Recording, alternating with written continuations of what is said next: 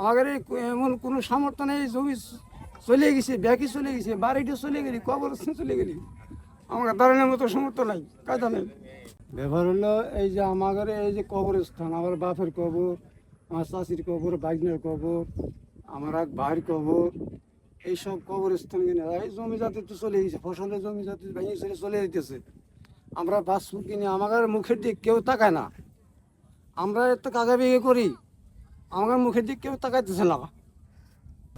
আমরা এই আবেদন মানে সরকারের কাছে, সরকার নাই, অন্তর্বর্তী সরকার আছে, এর কাছে আবেদন জানাইতেছি, কেউ কোনো সারা শব্দ দেয় না।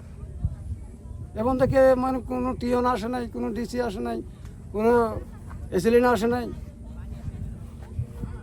এই যে আমাদের ভাঙন কেউ আমাকে দিয়ে মানে আমাদের মুখের দিক কেউ তাকাইতেছে না। যে আমরা এই যে রাজবাড়ী জেলার যে একটা লোক, আমাদের কি মূল্যায়ন দেয় না, বুঝছেন।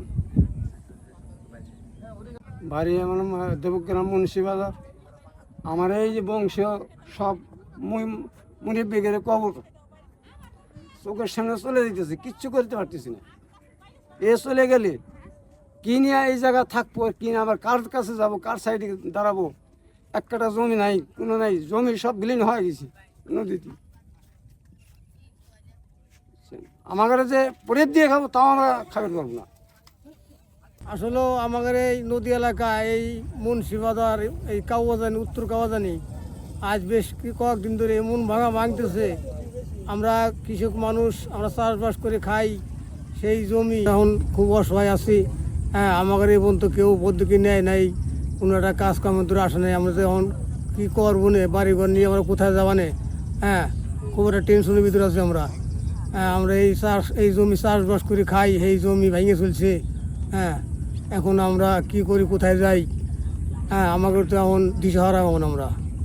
হ্যাঁ, এখন আমরা কোথায় যাবানে, কী করবানে, আমরা এই খাইতে খুঁটে খাই না। আমাকে তো এরকম অর্থ সম্পত্তি নাই, পয়সা করি নাই, তাহলে যে আমরা একখানে যা ভিতরে যা জমি তুমি রাখবো, এরকম কোনো কায়দা কৌশল নাই আমাদের। না আমরা কোথায় যাই, কী করি। যদি কোনো লোকজন আইসিয়া কিংবা সরকার থেকে লোক আইসিয়া আমাদের এখানে কোনটা পদ্ধতি নিত কিংবা আমাদের একটু সহায়তা করতে, হেল্প করতো, তাহলে হয়তো আমরা একটু উঠোনা পাতাম। হ্যাঁ, হয়তো আমরা বাঁচতাম।